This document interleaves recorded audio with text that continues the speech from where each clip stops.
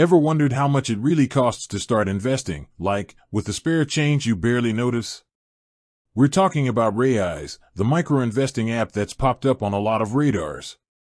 Is it the budget-friendly gateway to the stock market it claims to be, or are there hidden costs nibbling away at your potential returns? Let's dive right in. You download the app, link your bank account, and suddenly you can invest the spare change from your daily purchases. That $3.50 coffee? Round it up to $4, and that extra 50 cents goes straight into your chosen investment portfolio. Sounds pretty painless, right? And in principle, it is. Raiz offers a few different pricing tiers, and this is where things get a little more nuanced. For those with smaller balances, typically under a certain threshold, and this can vary slightly depending on your region, you might be looking at a flat monthly fee. Now, a flat fee can be a double-edged sword. If you've only got a small amount invested, say $50, a $2.50 monthly fee can eat into your returns significantly.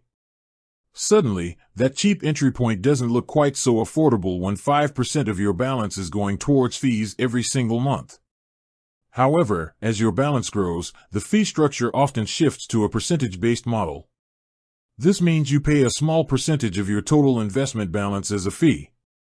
For larger portfolios, this percentage-based fee can actually be more cost-effective than a flat monthly fee. Think about it. If you have $10,000 invested, a 0.275% annual fee, a figure Raiz has used in some markets, works out to be around $27.50 per year, or roughly $2.30 per month, potentially less than the flat fee you might have paid when you had a smaller balance. It's crucial to understand these different fee structures and how they might impact you based on the size of your investment. Don't just look at the initial barrier to entry, consider the ongoing costs and how they scale as your investments grow. Beyond the core account fees, are there any other costs to be aware of?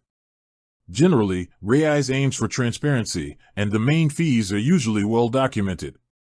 However, it's always worth digging into the product disclosure statement or equivalent documents for your region to ensure you're aware of any potential transaction costs, withdrawal fees, or other less common charges. While Raiz typically absorbs brokerage fees within their main fee structure, it's good practice to be an informed investor. So, is Raiz cheap? The answer, like most things in finance, isn't a simple yes or no. For those starting with small amounts, the flat fee can represent a significant proportion of their initial investment, making it relatively expensive in percentage terms. However, as your portfolio grows and you transition to a percentage-based fee, Raiz can become a more cost-effective way to access the market, especially when compared to traditional brokerage accounts that might have higher minimum investment requirements and per-trade fees.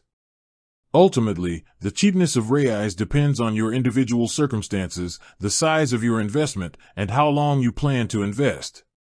It's a convenient and accessible platform, particularly for beginners, but it's vital to understand the fee structure and how it will affect your returns over time.